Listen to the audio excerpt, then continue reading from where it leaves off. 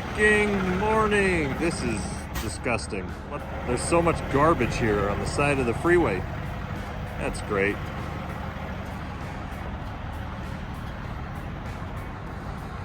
Oh, wow. It is cold. Tires are good.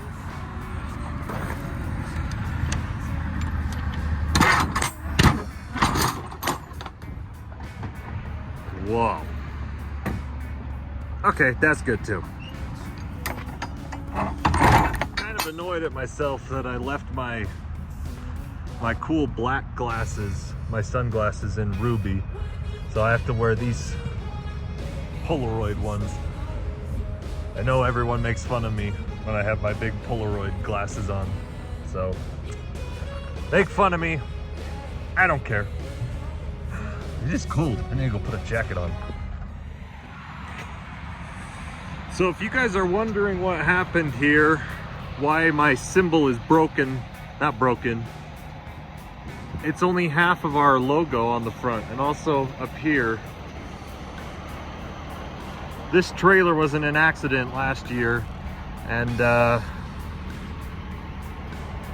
we had to get it fixed. The insurance paid to get these 3 panels replaced, but the guy wants like $2,000 to replace the, well, not the guy, but it's about $2,000 to replace the rest of that sticker that, and I just don't want to put any more money into these trailers. You know, trailers just don't really hold their value like they used to, and any money that like this trailer, this is a 1999 trailer. We rebuilt the floor, we rebuilt some of the walls, but because of how old it is, these trailers just don't hold their value.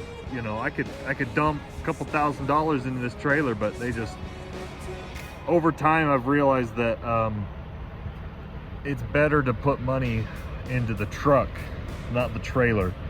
Because like you can rebuild, you can get an old trailer, rebuild the floor, you can dump 15 grand into rebuilding it, and you can only sell it for about 5 grand. If it's a if it's older than 2005, they're not worth anything. Any money you put into a trailer, nobody else is gonna see the value. They're just gonna see the year. And that's something that I've learned over the last 3 years, is we bought a bunch of old trailers during the pandemic, and it's just not worth it to put money into them. So that's why I don't want to put any money into this trailer.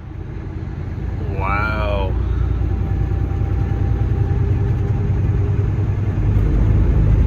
Coming up now through Lolo National Park in Montana. Wow, look at that. You can't even see the top of that mountain. It's snowing way up there. Holy cow. I need to stop saying holy cow. I apologize for that, but, and also I need to apologize for my dirty window. Let's spray a little bit of that on. It's just all the dirt and the salt gets on your window and then it smears. Oh. Man, we're getting pretty lucky. I really haven't hit too much snow. So, coming down into St. Regis and then down into Coeur d'Alene, Idaho. That's what we're doing. I love when you got all these, I failed my 5th grade, you know, geology or wildlife class, because I can't remember the difference between deciduous and coniferous trees. But I love how up here, when you're at the higher elevations, you have the needle leaves, and then they turn yellow. You don't really get the red, so you have you still have the dark green, and then you have the yellow from the dead one, so it's like green and yellow. Ooh, this camper's slowing down. Ooh. Hello.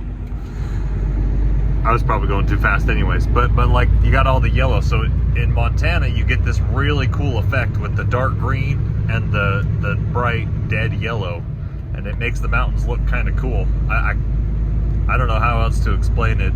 Utah, where we're a little bit lower elevation, in Utah you have the more deciduous trees, the flat leaf trees, and then when they die, they go through shade, so you get the bright red, the orange, the yellow, and the green all mixed together. Whereas here it's just 2 colors. It's just yellow or green. And not that either one is better than the other. You get scenic views like this from both. But yeah, well, look at that yellow tree. That one's kind of cool.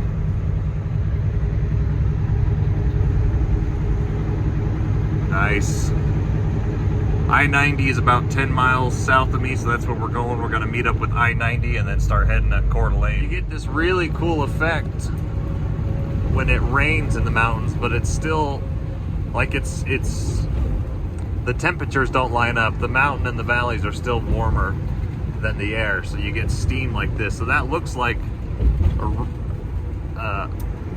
a cloud or something, but it's just some of it's steam, some of it's fog. Man, like creepy, driving through a creepy, foggy mountain pass, you know. We're back on I-90 now, so I finally have phone service.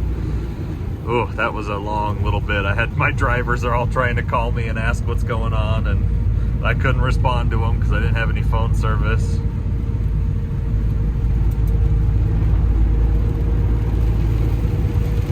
Starting to rain a little bit more. So we are coming down now. We are almost to the Idaho border, and then you're only in Idaho for about a blink of an eye, and then you're in Washington. So beautiful.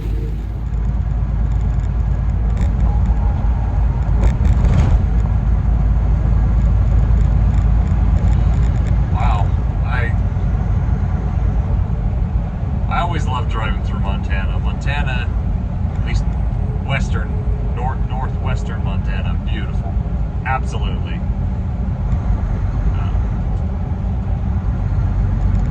Man, I just love where I live. We live in the most beautiful country.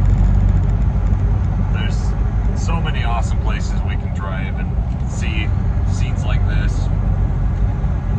I feel like I'm a little bit fortunate because I live in the West, so I'm used to it and I don't appreciate it enough, but just driving this way is so much fun for me.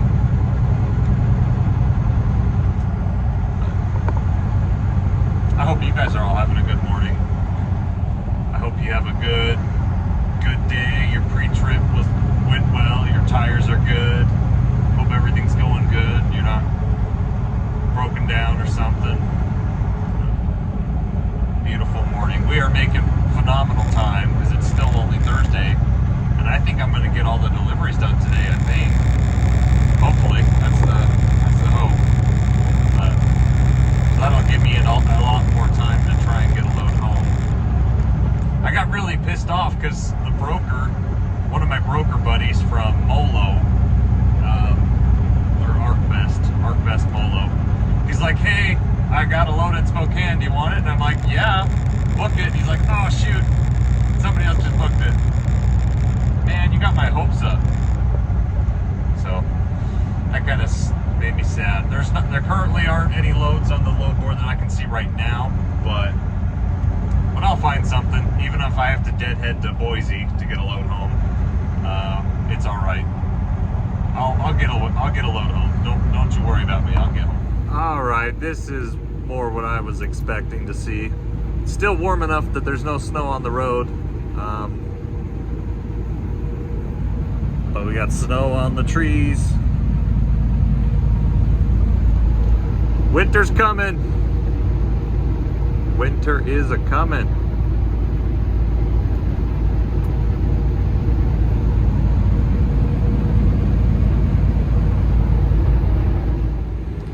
All right, this is more what I was expecting. It's finally starting to snow. Oh, Idaho. Here we go. We just passed into Idaho, or I guess, no, never mind. The sign is down here, so we're coming down the pass right now. It's, you know, I'm going pretty slow. I'm going 50. How fast am I going? Idaho, Idaho. Just kidding. Oh, that's what I used to say a long time ago when I was immature. Yeah, so we're still warm enough that the roads aren't too bad, but there is a lot of standing water on the road, so you could hydroplane in a scenario like this. So don't let it scare you. You need to still be in control of the truck.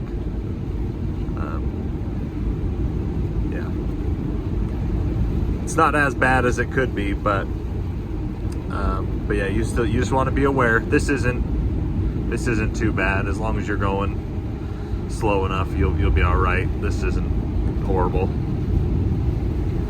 But man, you get some amazing views from up here. I love coming down this way.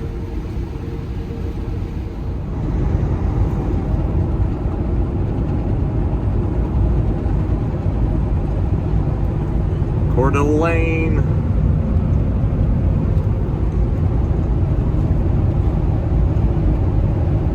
Here we are. Recreational site.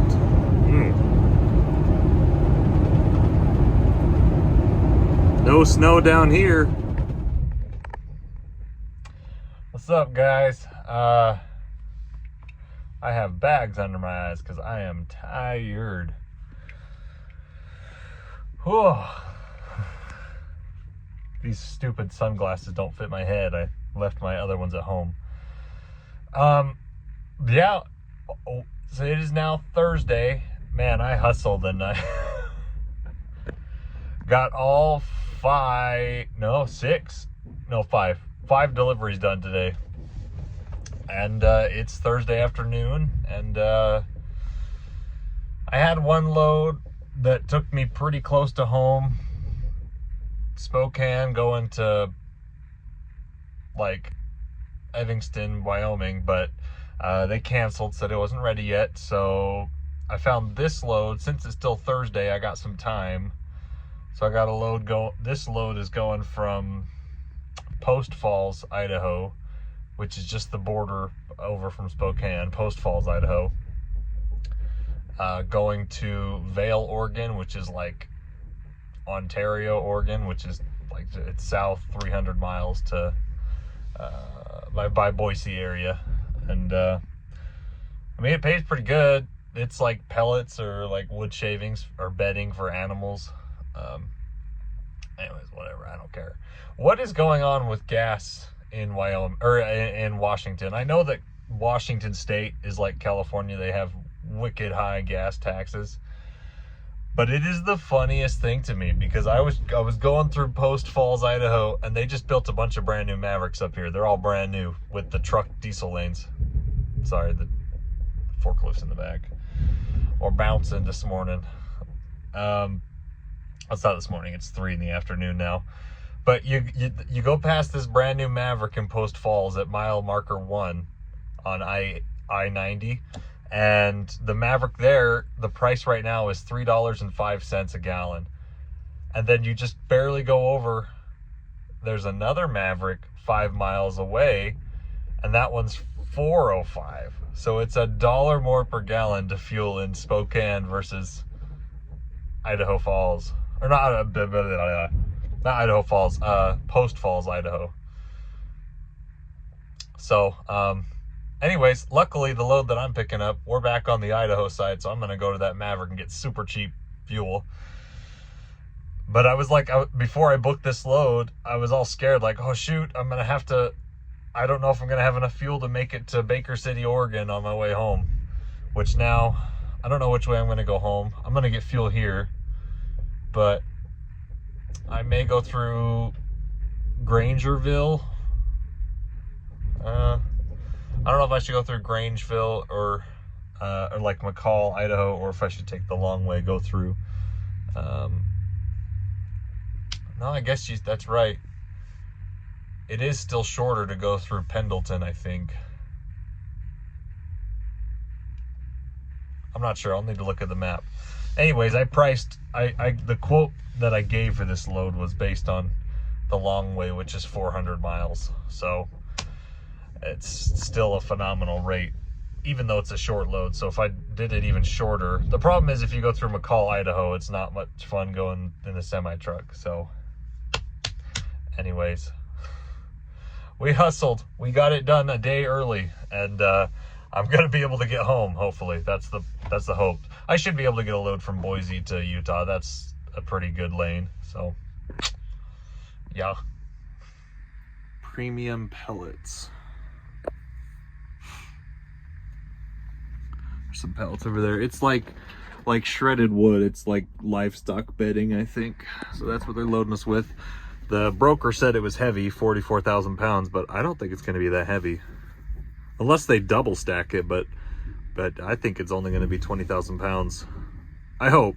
That's the hope. It's like flaky, like sawdust. It's not compact, but we will see. The Maverick's just down the road over there. We're in Post Falls.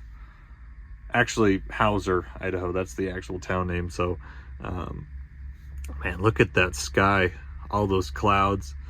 And it's snowing up there on the mountain. That's where I came from, was up on the mountain. So, glad to be out of that. There's no snow down here at all. But,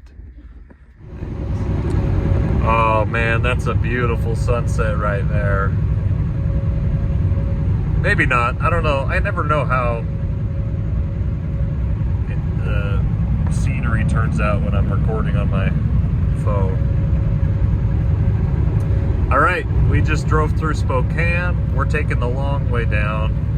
It actually only saves 20 miles to go through Pendleton and Baker City, as opposed to going the direct route through Grange. Is it Grange, Idaho, or Grangeville, or then going, you keep going south, like Lewiston. Go through Lewiston. I don't know. It only saves 20 miles, so I'm gonna go this way. But yeah, so we got fuel at the Maverick there in Post Falls, Idaho. It was only $3.05 a gallon instead of paying a buttload in Washington, because Washington fuel is expensive. But yeah, I'm in the wrong spot again, as always. I am doing so much running back and forth. So much. It's okay though. I had to drop my airbags because this trailer has tall bags. You can hear it bleeding off my airbags right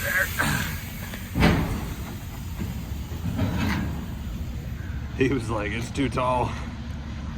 Can't push the ramp up. Good morning. It has been an eventful morning for me, for sure.